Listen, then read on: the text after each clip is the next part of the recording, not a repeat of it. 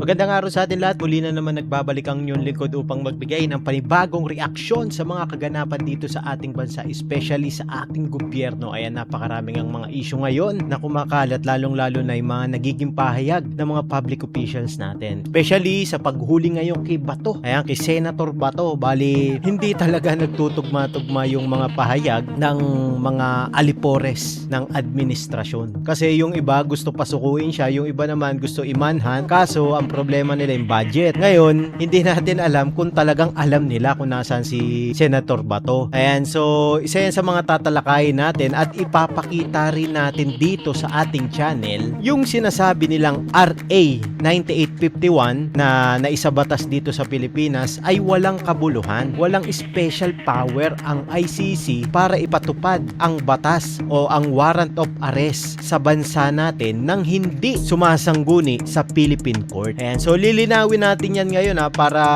aware ang taong bayan. Ayan, so umpisa na natin to. May update na ba dyan ang pulisya kung nasaan kaya or may idea ba sila kung nasaan si Senator Bato? Ruth, kanya-kanya ng kilos ang Philippine National Police maging ang National Bureau of Investigation para tugisin o arestuhin ang nagtatagong si Senator Ronald Bato de la Rosa. Kasunod yan ng utos ng Department of Justice na ipatupad na ang warrant of arrest mula sa International Criminal Court. Sa panig ng PNP, nagpakalat na nga ng tracker team para hanapin ang senador. Pero kung si PNP Chief General Jose Melencio Nartates Jr. ang tatanungin, mas maiging sumuko na lamang ang senador. Alam nyo kung bakit sinasabi ni PNP Chief Nartates na sumuko na lang? Ayan, kasi alam niya na malalagay sa alanganin yung kanyang posisyon bilang general, police general, 'di ba? Kasi ipatutupad mo ang batas ng ICC without proper coordination sa Philippine Court, 'di ba? Ibig sabihin, binabypass niya bilang law enforcement, binabypass niya ang batas ng Pilipinas. 'Di ba? Kahit na may basbas pa yan ng presidente, DOJ, 'di ba? Hindi niya pwedeng gawin 'yun. Kaya pinipilit niya na pasukuin na lang si Senator Bato. Ayan. So ayaw niya rin malagay sa alanganin actually. Si Nartates na magastos kasi magpatupad ng manhunt operation. Yung ano nga yung mali-maleta 'di ba? Sa mga senador, sa mga congressman, pati sa inyo, binigyan kayo, tapos sasabihin niyo magastos. Kalokohan niyang mga pinagsasabi nyo. Kasi alam nyo na hindi pwedeng i-manhunt si Bato dahil labag yan sa Philippine Constitution. 'Di ba? Alam din daw yan ni De La Rosa na naging hepe ng pambansang pulisya noon. Nauna nang sinabi ni Interior Secretary John Vic Remulla na may 225,000 na mga pulis ang nakaalerto para sa pag-aresto sa senador. Samantala, sabi ni Nartates, posibleng muling igiit ni De La Rosa ang hiling niyang maisailalim sa protective custody ng PNP. Paano hindi niya igigiit yun? Kasi hindi naman dumaan sa Philippine Court yung ICC, 'di ba? Talagang igigiit niya yun. Kaya nga dumulog siya sa Korte Suprema, ikaw naman Nartates. 'Di ba? Bagay na pwede naman daw gawin sa pulisya. Pakinggan natin ang pahayag ni PNP Chief Nartates. Seeking protective custody is meaning that is surrender, Odi. Kung by all peaceful means he will surrender, Hindi nga siya pwedeng sumurrender 'di ba? Kasi wala namang final na kaso sa kanya sa Philippine Court. O halimbawa, sinasabi mo sinisecured mo na sa PNP custody, 'di ba? Seeking custody of the Philippine police. Ayan. So mapapangatawanan mo kaya, 'di ba? Hindi mo kaya siya ibibigay sa ICC, 'di ba? 'Yun ang problema kapag sumuko ba si Senator Bato, hindi mo siya ipapadala sa dahig kapag inutos ng boss mo. 'Yun ang malaking tanong. himself, di mas maganda. Okay? Para mag-concentrate tayo sa iba pang wanted person. Sa madalit salita, ayaw mong mag-concentrate kay Senator Bato. Kasi alam mo, labag sa batas, 'di ba? Ruth, sa panig naman ng NBI, may binuo na ring team para tugisin si De La Rosa. Pero aminado ang ahensya na malaking hamon sa kanilang pag-aresto ang pagiging PNP chief ng senador noon. Sus, malaking hamon. Hinabol-habol nyo sa Senado. 'Di ba? Oh. Tas ngayon, malaking hamon. Akala ko ba, sabi ni John Vic, alam nila na nasa Davao. O ba't ngayon, hindi nyo malaman kung nasan si Senator Bato? Diba? Nagsasalita kasi kayo ng tapos. Yun ang problema. Saka alam nyo na hindi talaga susuko yan si Senator Bato. Kasi labag nga yan sa Constitution natin. Diba? Na may ideya sa kalakaran ng law enforcement. Kaya nananawagan si NBI Director Melvin Matibag kay De La Rosa na sumuko na lamang. Narito ang Ngayon, nakikipag-usap kayo ng maayos, mananawag-nawagan kayo. After after nyo bastusin yung Senado, 'di ba? Walang proper coordination, nakipagputukan pa kayo. Tapos ngayon makikiusap kayo, 'di ba? Napaka-imposible yung sinasabi nyo, hindi nga kayo nakikipag-coordinate Nanonood siya, mas maganda siguro sumuko na lang siya. Kasi dalawang bagay naman yan arestuhin ka o sumuko ka. So here's an option na sumuko. Ruth, oras na maaresto si Senator De La Rosa, ito turn over siya sa Department of Justice o DOJ at ito na raw ang bahala sa mga susunod na mangyayari. Pwede kasi i-detain pa rin siya dito sa bansa o pwede na rin siyang idiretso kaagad o ibiyahe palipad sa The Hague na. Sa tingin nyo, i-detain yan dito sa bansa? Imposible yun, magkakagulo lalo. Ang gagawin yan, aalisin agad yan dito pag nahuli nila. I-detain ng DOJ? Sige nga, di ba? Malabong mangyari yun. Binibilog na naman yung mga ulo natin. Netherlands katulad ng ginawa kay dating Pangulong Rodrigo Duterte. Another argument, sir, Itong lawyer na to, nakakatawa to. Sige, panoorin natin. nila Attorney Torion, Attorney Bondok, na violate yung human rights ni Senador De La Rosa dito sa ICC warrant. Yung pagpupursige daw para arestuhin siya, suffice to say, is equal to kidnapping. Your reaction lang. Hindi po kidnapping po ito dahil may legal na basihan. Ulit, RA 9851, Section 17. Ikalawa po, mayroon pong ICC arrest warrant. Teka, paliwanag lang natin yung Republic Act 9851. Kasi sa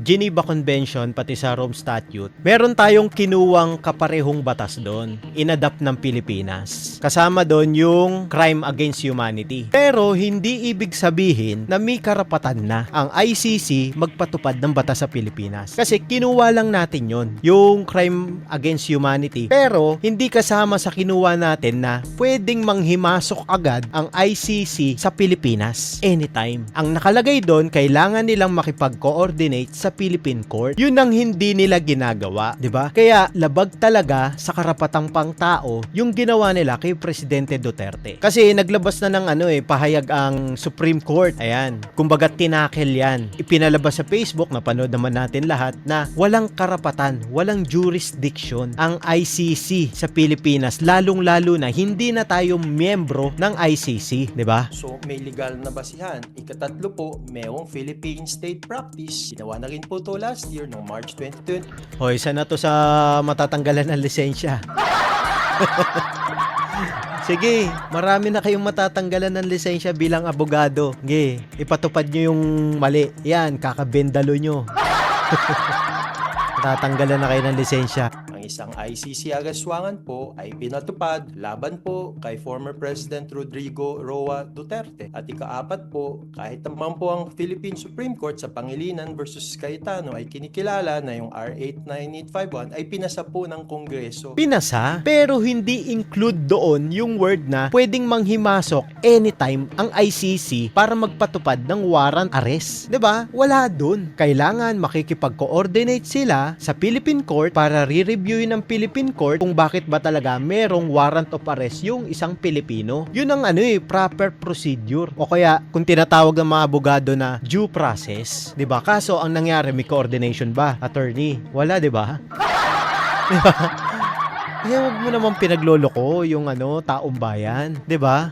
Upang proteksyonan po ang karapatang pantao ng mga biktima at Sino bang biktima? Iharap nyo kasi, 'di ba? O upang proteksyonan ang presidente, 'di ba? Magkaiba kasi 'yun Yung dalawang 'yon. Kasi ang nakikita namin rito ay talagang tinutugis nyo lahat ng mga kalaban ng administrasyon. 'Yun ang malinaw sa mata ng taong bayan, 'di ba? Kahit nasa ang post ka tumingin, mga comment section sa Facebook, makikita mo na galit ang taong bayan sa administrasyon, 'di ba? Talagang tinutugis nila. Yung kay BP Sara nga, hindi pa nila napapatunayan na may ninakaw si BP Sara, 'di ba? Anong ginagawa nila ngayon? Ini-impeach nila, pilit na pinapalitan si SP Cayetano. Pero kung tutusin, patas ang pamumuno ng isang abogado katulad ni Senator Peter Alan Cayetano. Kumpara mo naman kay Juan Bol.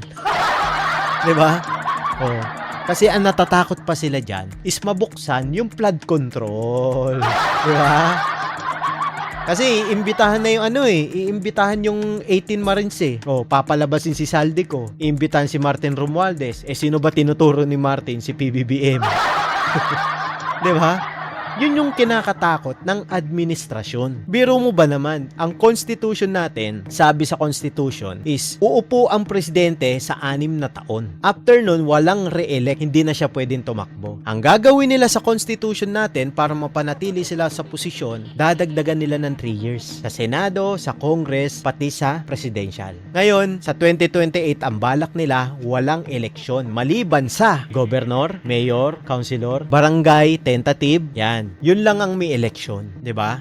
Actually, ginagawa nilang eksperimento yung mga barangay chairman. Ilang beses na napupurnada yung eleksyon ng barangay chairman. 'Di ba? Yun ang ginagawa nilang experimental kung hindi natin napapansin. 'Di ba? Tuloy tayo. Upang itaguyod din yung international justice po. Kaya may legal pong basihan ang pag-aresto kay Senator Bato de la Rosa. Walang legal na basihan. Ako nga, hindi ako abogado Pero sa pakikinig ko sa Supreme Court, yung video na inilabas nila, 'di ba? Walang legal na basihan. Kasi tayo naman dito sa channel natin, pagkukumparahin natin yung dalawa, 'di ba? Sa PBBM, makikinig rin tayo sa kanila, bibigyan natin ng chance. Dito naman sa side ni BP Sara, bibigyan rin natin ng chance. Titignan natin kung sino yung nagsasabi ng totoo. Nakita natin na nagsasabi ng totoo yung kila Senator Alan Peter Cayetano, kila BP Sara, 'di ba? Na walang katotohanan. Paano naman natin nasabi na nagsasabi sila ng totoo? Nakalagay sa batas. Bawal mong ilabas ang account ng isang tao. Bank secrecy law. Bakit nyo nilabag yun? 'Di ba? Ang abogado nung kabila o ang mga witness nung kabila, kidnapper, masamang kriminal. Okay lang kung makasuhan ka ng isang beses na kidnap for ransom tapos hindi na patotohanan Kaso pangalawang kaso na kidnapper pa rin. 'Di ba? Paano mo magkakatiwalaan? Credible ba yung taong witness ng kabila laban kay BP Sara? Sige nga.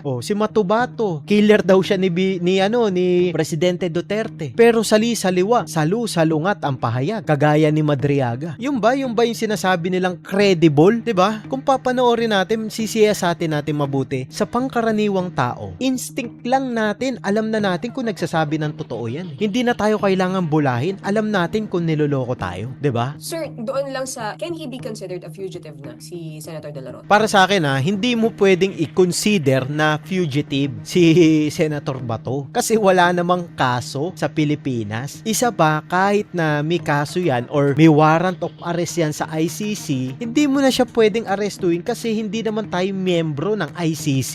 'Di ba? Senator Bato de la Rosa is a fugitive both from Philippine law and from international. Yung sinasabi niyang Philippine law, pakitaan niya tayo dapat. Hindi puro dada. 'Di ba? Kasi wala namang kaso sa Philippine court di sana una nag-utos niyan ang Supreme Court, sige, arestuin niyo si Bato. Walang salita ang magagawa, 'di ba? Arestuin niyo si Senator Bato kasi may kaso yan dito sa Philippine court. Bakit ganun? Walang desisyon ng Supreme Court na ganun, 'di ba? Walang desisyon ang Supreme Court. Kaya yung sinasabi na itong attorney na to, ayan, si Attorney Gilbert Andres. Ayan, sinungaling to. Sinungaling.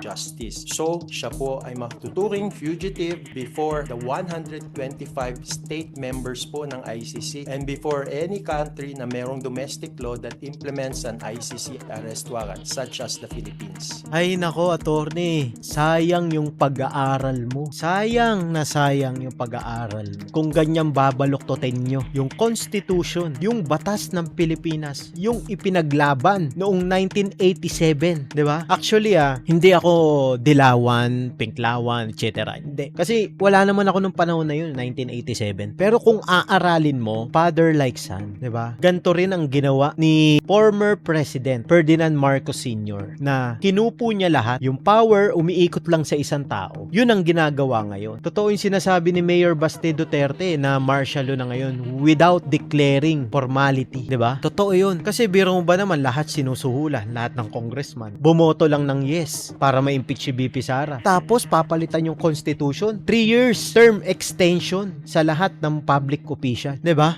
Anong nararamdaman nyo lang, attorney, doon sa pag-i-invoke nila ng human rights ni Senator De La Rosa, considering yung pinagdaanan ng mga EJK victims? Alam niyo po, para po sa mga biktima ng war on drugs na pinatupad sa ilalim ni Chief PNP Bato de la Rosa, sila po ay talagang nagdadalamhati dahil nung pinas lang po mga mahal nila sa buhay, kinalimutan na po ang human rights. Nung pinas lang po ang mga mahal sa buhay ng mga war on drug victims, talagang kinalimutan na po ang due process process. Eto, napakasinungaling nitong attorney na to eh. Paanong kinalimutan, kinasuhan nga yung mga pulis? Kinampihan ba ni President Duterte? Siya mismo pinakasuhan niya, 'di ba? Kasi labag nga sa batas yung ginawa ng mga pulis na yun. Yung Kikian de los Santos, 'di ba? Totoo yun eh. Oh, nasaan ba yung pulis? Dismiss, may kaso, kulong. Ang ano ba gusto nila, patayin rin yon? Eh di pasan nyo yung death penalty para patayin rin yon, 'di ba? Eh ba't nyo kasi tinututulan, 'di ba? Yun lang yun eh. Yun lang yung clear answer eh na kailangan mo, 'di ba? Nung pinalas lang po ang mga biktima ng war on drugs, kinalimutan na rin po ang due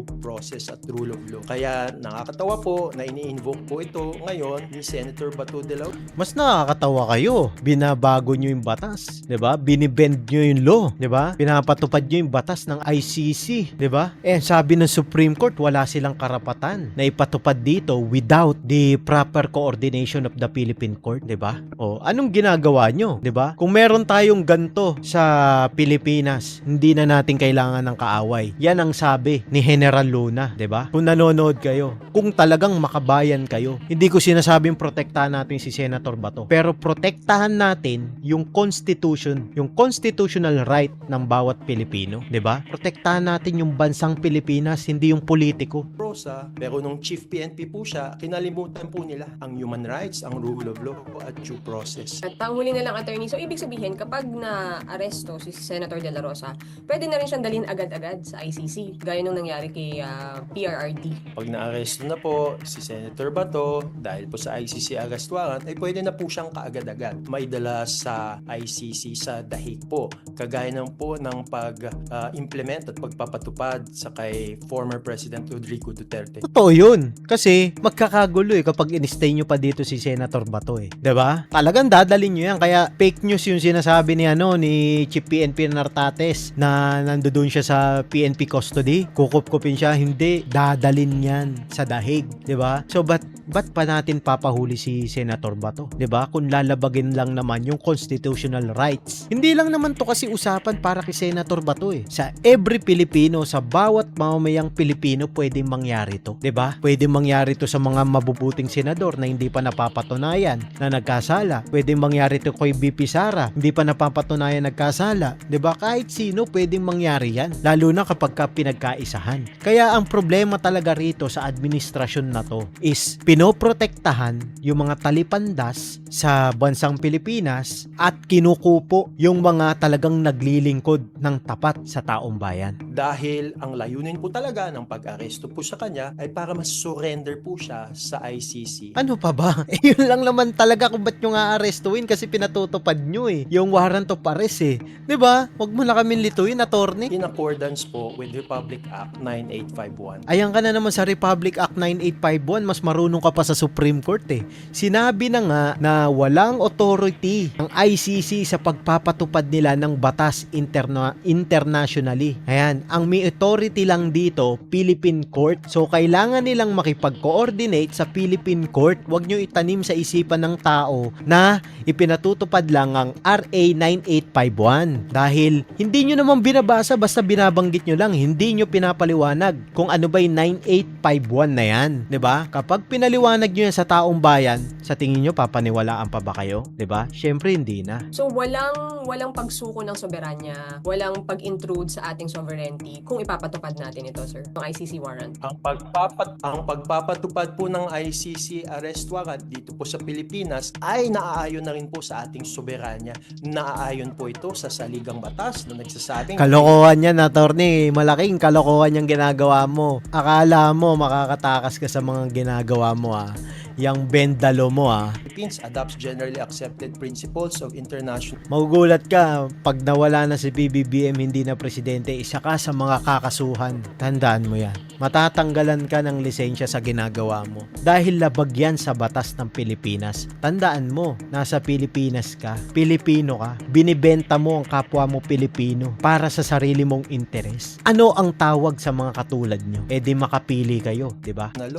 Naaayon din po sa sarili nating batas, RA 9851. Kaya nga po, ang pagpapatupad ng isang ICC arrest warrant dito sa Pilipinas, Linawin lang natin, hindi na ayon sa batas kasi walang nakasulat na ganon sa batas. Ang nakasulat, kailangan makipag-coordinate ng ICC sa Philippine Court. Ang Korte ng Pilipinas lang ang may karapatang magpatupad ng warrant of arrest kay Senator Bato. Hanggat hindi sila dumadaan sa Philippine Court, walang mangyayaring warrant of arrest para kay Senator Bato. Ang ibig ko lang sabihin na tablado yung warrant of arrest ng ICC. Kasi without proper coordination sa Philippine Court, 'di ba? Hindi sila mabibigyan ng access sa tao. Kasi ang pinoprotektahan ng Philippine Court ng mga lawyer natin ng Supreme Court, yung karapatan ng bawat Pilipino. Saan doon yung pagprotekta, 'di ba? Kung sinasabi niyo may karapatan ang ICC na manghimasok basta-basta sa Pilipinas, nasaan doon ang pagprotekta ng batas natin? Paano iiral ang batas natin kung basta-basta papasok ang ICC sa Pilipinas? Isipin nyo mabuti. ay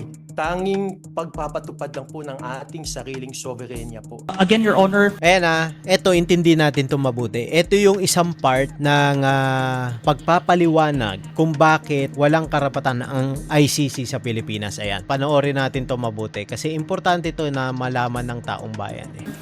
the withdrawal from the Rome Statute on the ICC, Your Honor, has effectively or will effectively withdraw further You trust remedies. foreigners to rule on crime? Ayan tinanong siya, do you trust foreigners to rule on crime? Tignan nyo ang sagot nung attorney nung kabila nila PBBM. Ayan More than this Supreme Court and our lower courts? Your Honor, if there is an inability to bring cases before the Yes, courts, is Your there Honor, an inability? We go around in circles. What is the situation now? Is there an inability of our trial courts? You tell us because we are here in the Supreme Court. The courts are Magsumbong ka. open. Is there inability of our trial courts to attend to human rights cases? there is no inability. No. Ayun, no inability. Ibig sabihin, gumagana ang court natin. Kasi kapag ka ang court hindi na gumagana, aaksyonan yan ng Supreme Court. Kaya nga sinasabi sa kanya, ito sa kay Attorney Ray Paulo, na magsumbong ka kung hindi gumagana ang Philippine Court, 'di ba? Sa lower court, yung tinutukoy ng Supreme Court. O, anong sagot niya? No inability. Inability. Is there an unwillingness of our courts to attend to human rights cases? Not with the courts, Your Honor. Not with the courts. So, again, what is the right that was violated? What is the prerogative that was violated? As a matter of fact, there is reverse complementarity in 9851. Is that not correct? Yung 9851 pakinggan yung mabuti. Ito yun Yes, Your Honor. Where is it found? Chapter 8, Section 17, correct? In the interest of justice, the relevant Philippine authorities may dispense with investigation or prosecution and give it to another court or an international tribunal, correct? That's correct, Your Honor. So, isn't this unconstitutional by itself? I would... Crespo versus Mogul, whenever a trial court already has jurisdiction, it maintains that jurisdiction. Here, it appears to say, walang kwenta pag Filipino court. An American serviceman is caught committing a crime. If there is a court in the United States already seized of that, our Philippine courts must give way according to this. Correct? That's correct, Your Honor. Reverse complementarity. Correct? Yes, Your Honor. So, in other words, there is here a statement that our judiciary is second class to the International Tribunal and to other courts. I wouldn't want to speculate on that, Your Honor. Because it is not, correct? Tama, hindi second class ang court natin, 'di ba? Kasi nga ang dapat makipag-coordinate ang ICC sa Philippine Court. So, ang second class yung ICC. Kasi kailangan mo na dulugin ng Philippine Court kung talagang kailangan ipatupad yung warrant of arrest. Aaralin niya ng korte natin, 'di ba? Yes, Your Because Honor. your judiciary can be able. Totoo yun. Can be able na yung judiciary natin mag-i-improve, kumbaga. Ayan. Kung merong man pagkakamali sa mga nakaraan, pwedeng aralin at i-improve pa mismo yung implementation ng batas. Yun yung point. Hindi mo pwedeng idirekta agad papunta ng ICC without the concern of Philippine Court, 'di ba? Kasi kailangan ipatupad ng Philippine Court yung constitutional rights ng bawat Pilipino. Correct? Yes, Your Honor. Can be enabled, correct? That's correct, Can Your Honor. improve and become more efficient. can improve and become more efficient. 'Di ba? Ibig sabihin, kapag ka nandito yung kaso mo, merong mga hindi alam ng korte. So, aayusin, i-improve para maging epesyente ang pagpapatupad ng batas, ang paghahatol sa Pilipino. Hindi mo pwede agad tapon mo yan sa ICC, doon mo ipakulong. Hindi ganun. May due process tayo. Correct? That's correct, And the Your Honor. better that it will become more efficient so that we will have to rely on ourselves, correct? Yes, Your That's self-determination, correct? Tama, self-determination. That's correct. That is sovereignty, correct? Yun, sovereignty, 'di ba? Ibig sabihin, kapag nag-i-improve ang isang bansa, hindi natin kailangan umasa sa foreigner, sa batas ng international law kasi nag-i-improve tayo eh. Doon pumapasok yung sovereignty natin, 'di ba? Ibig sabihin, kaya natin poprotektahan natin yung soberanya natin, yung karapatan natin, yung batas natin, yung constitution natin. Hindi mo pwedeng kapag may mabigat na kaso, hindi dito dudulugin, papatapon agad sa ICC without proper coordination sa Philippine Court, Korte Suprema. 'Di ba? Labag kasi sa batas 'yun. 'Yun ang sinasabi ng Supreme Court natin. Yes, Your Honor. Yes. And The United States will Ito naman, yung naging pahayag ni Donald Trump sa ICC. Ayan o, jurisdiction, no legitimacy, no authority. Ayan, bakit ba ayaw ni Presidente Trump ang ICC? provide no support and recognition to the International Criminal Court. As far as America is concerned, the ICC has no jurisdiction, no legitimacy, and no authority. Kita mo etong matatalinong bansa na to, China, Russia, at Amerika, bakit nila dinideny yung legitimacy at authority ng ICC sa kanilang mga bansa? Tapos tayo tatanggapin natin. Mga tanga tayo, 'di ba? Mga tanga yung taong gobyerno ngayon. Dapat palitan lahat 'yan eh. 'Di ba? Sige nga, sila nga eh. Kung tutusin, mas makapangyarihan sila, mas marami silang pera, mas mataas ang economy nila sa atin. Bakit nila dinideny yung legitimacy at authority ng ICC? 'Di ba? Alam nyo kung bakit? Kasi base dun sa nabasa ko, pinamumunuan raw yan ng mga leftist group. Merong part sa ICC na yung parang ibang miyembro ng judge nila doon is part ng leftist group. Ano ba yung leftist pag tinawag natin? Makakaliwa. Ibig sabihin mga terorista, ganun. 'Di ba? Mga nag-aaklas, mga revolusyonaryong tao, grupo. Yun yung ibig sabihin nun. So tuloy tayo dito kay Trump. The ICC claims near universal jurisdiction over the citizens of every country. O, kita mo na. Sila, dinideny nila eh. Bakit tayo? Gustong-gusto ng gobyerno natin ang ICC kung etong mga bansang to dinideny nila. 'Di ba? Violating all principles of justice, fairness, and Tignan mo. Violating all principles, justice, and fairness, and due process. Ibig sabihin, lahat hinahakbangan nila, lahat tinatapakan nila, walang due process sa kanila. 'Di ba? Yung ba ang gusto natin? Ikaw ang lumagay sa kalagayan ni Presidente Duterte. Ikaw ang lumagay sa kalagayan ni Senator Bato. Yung sinasabi ni Trillanes na inaresto sila, dito lang naman sila kinasuhan sa Philippine Court eh. O, try mo, pakasuhan sila sa ICC. Sa tingin mo, papayag yan, papayag yan makulong doon? Hindi, syempre. Mga tanga pala yung mga yan eh. due process. We will never surrender America's sovereignty. O, kita mo na. We will never surrender America sovereignty. Bakit tayo sinusurrender natin sa ICC? Diba? To an unelected, unaccountable global bureaucracy. Unelected, unaccountable, 'di ba? Bureaucracy. Ibig sabihin, hindi naman sila elected official eh, 'di ba? Bakit tayo susunod sa kanila? Malay ba natin kung nababayaran yan para pabagsakin yung bansa natin, 'di ba? Para hindi natin mapagtuunan ng pansin yung South China Sea, yung West Philippine Sea. 'Di ba? Yung mga islands natin na nakapalibot sa Pilipinas, hindi natin alam. Baka kinukuha na, ini-invade na ng ibang bansa. Katulad yung Sabah, sa atin yan eh. Kinuha ng Malaysia, 'di ba? America is governed by Americans. Patindi yun, yung bitaw ni si Trump. America is governed by Americas. Ibig sabihin lang nun, wala nang hihigit pa dun. Kami ang gobyerno sa bansa namin, kami lang ang masusunod. Parang ganun ang gusto niyang iparating. We reject the ideology of globalism and we embrace the doctrine of patriotism. Around the world, responsible nations must defend against threats to sovereignty, not just from global government, but also from other new forms of coercion and domination. Ayun. So, dito lang nagtatapos yung ating ginawang pagre-react at pagbibigay ng importanteng pahayag.